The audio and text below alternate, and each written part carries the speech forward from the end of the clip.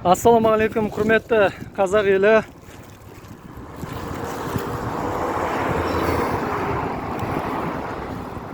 Бүгінгі күндеріңіз қайырлы болсын. Елімізде мынандай не болып жатыр? Табиғи апат, су тасқыны болып жатыр. Аллах тағала Қазақстанымызға жәрдем берсін деп айтамын.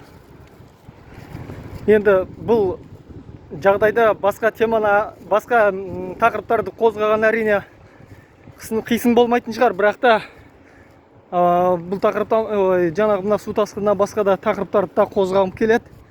Және айтқым да келеді.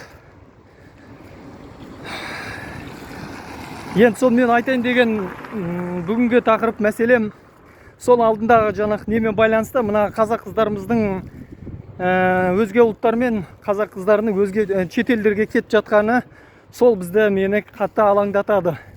Енді ағайындар, бұны алдын алып мақсатында біз деген өзіміз бір қоғамдық мемлекеттік емес ұйым құрып, сонда жаңағындай сол осы мәселеде, осы жолда қазағымыз қыздарын басқа ұлтқа тұрмысқа шығармайтындай, және де басқа ұлттың адамдарымен жаңағындай сондай жалпы сондай құйтырқы әрекеттерге бармайтындай біз өзімізді жан жақты соны қорғауымыз керек. Біз қалай оны заңды түрде, заңды жүзінде іске асыруымыз керек. Біз жақында мысалға Қасым-Жомарт Тоқаев ағамыз жаңағындай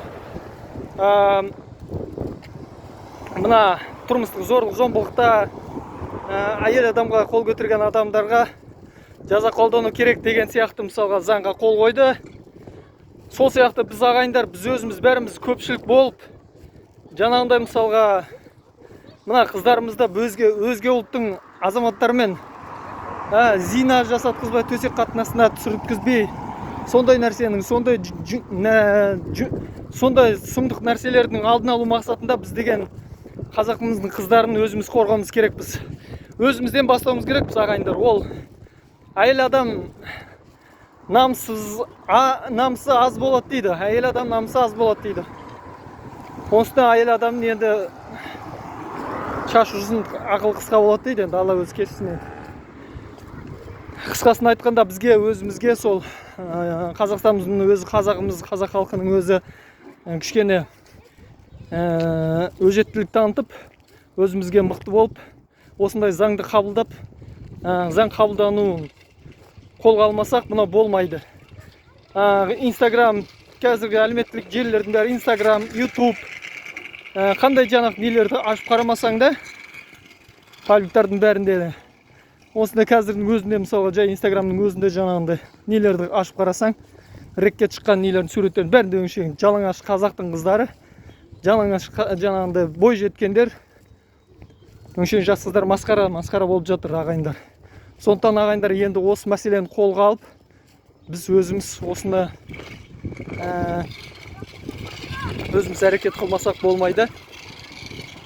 Енді арнама жазылыңыздар, YouTube арнама жазылыңыздар, пікірлеріңіз білдіріңіздер, қолдаңыздар, қаржылай болсын, бұлай болсын, қолдай отырыңыздар.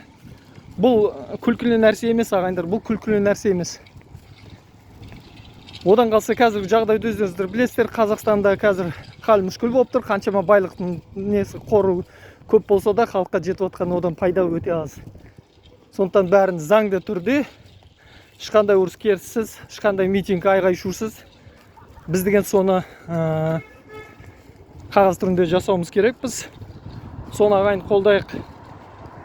Мына арнама жазылыңыздар, және де астында өздеріңіз пікірлеріңіз бен жаңағындай нелеріңіз жазып отырыңыздар. Бұл біздің арнамыздың дамуына, арнамыздың әрбір қазақтың отбасына жетуіне құлағдар болады.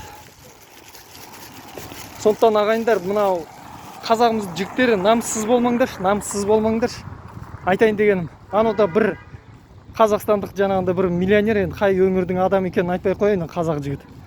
Ана жерде подкастта өзінше интервью беріп отыр ғой, бұл мен деген қызғымар болатын, мен деген талай қыздың түбін түсірдім деп мәз болып мақтанып отыр сонда.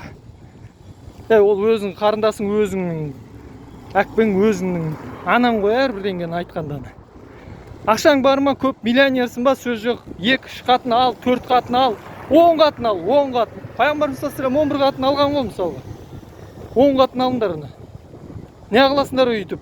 Барып, ақшаны құртып, мен слабый орным қатындар деп қояды. Қатындар болса ал, артылып бара тұрма, 20-асын ал.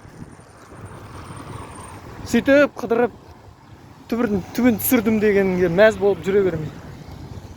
Сол ағайындар, намысшыл болайық, ағайындар. Мынандай нәрсе айтылған. Кімде-кім намысқа тырысатын болса, Аллах тағала мен оған өзім көмектесем деген.